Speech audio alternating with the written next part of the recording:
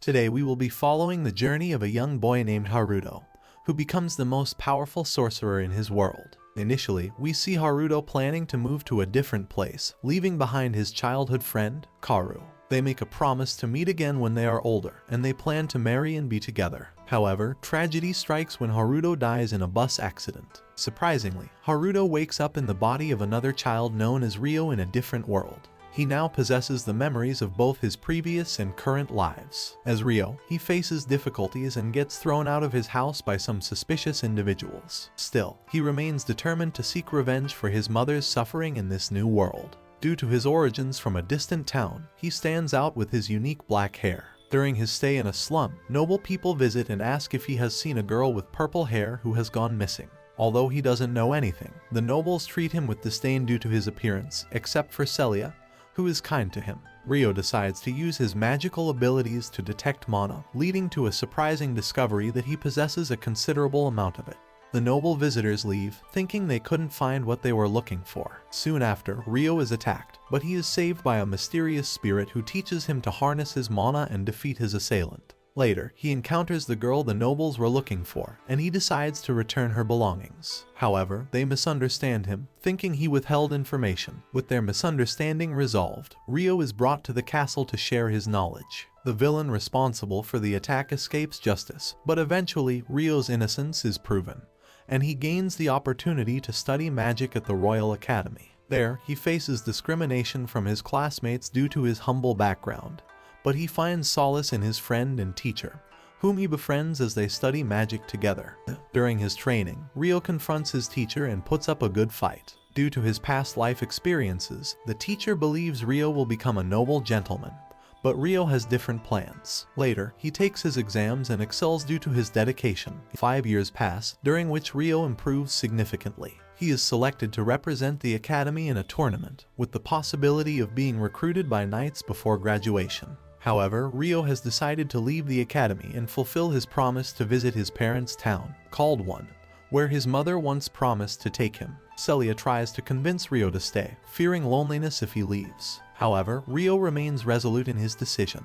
In the tournament, he faces the same blonde who mistreated him years ago. To his surprise, the blonde is defeated by Ryo, who has grown stronger. Meanwhile, Ryo confides in the story's villain, explaining what happened during his time at the academy. They decide to teach Ryo to better control his magical power, and they practice in the field. During their training, they encounter goblins and orcs, with Ryo using his powers to save the princess from a fall. Stuart, the steward boy, mistakenly blames himself and flees into the forest. After defeating a monster that was about to attack the princess, Ryo leaves the kingdom when false accusations are made against his superiors. He bids farewell to Celia, promising to stay in touch through letters. Meanwhile, Gustav, the villain, has a girl locked up to track Ryo and eliminate him. After 3 days, Ryo arrives in a neighboring kingdom, buying provisions and writing letters to Celia. He continues his journey, unaware of the danger that lies ahead. When Ryo leaves, he stumbles upon someone lying on the ground. As he checks on her, she suddenly attacks him.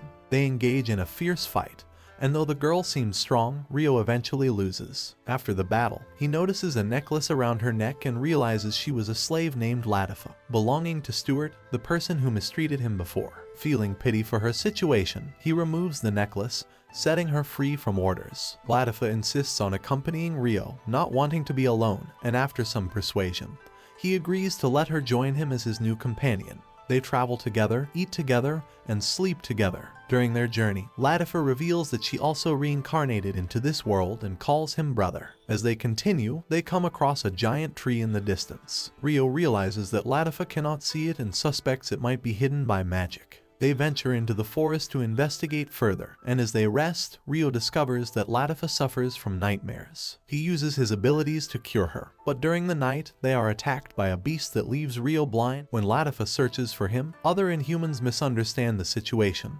believing he kidnapped her. Despite Ryo's attempts to explain, they don't listen, and he is left unconscious. However, they later realize their mistake and apologize, offering shelter for the night. The next day, they visit the World Tree, which has an illusory barrier protecting it, visible only to those who master spiritual arts. The elders offer Ryo an apology and allow him to stay for a while to take care of Latifa. They also promise to teach him about spiritual arts, and in the midst of their conversation, someone else unexpectedly appears. The spirit of the tree reveals that it contains a humanoid spirit, a type of spirit that has been extinct for over 1,000 years since a great war. Ryo believes he now possesses this powerful spirit inside him. As a result, the elders treat him with more respect, and the green-haired woman takes an interest in him.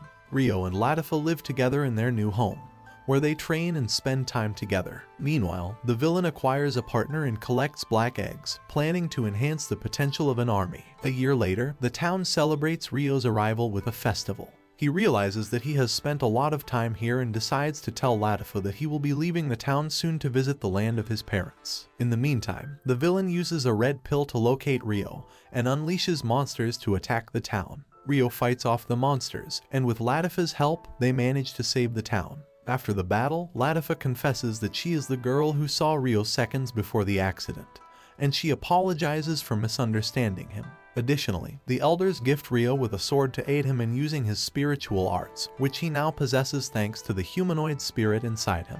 Thanks for watching. Please like and subscribe for more anime videos.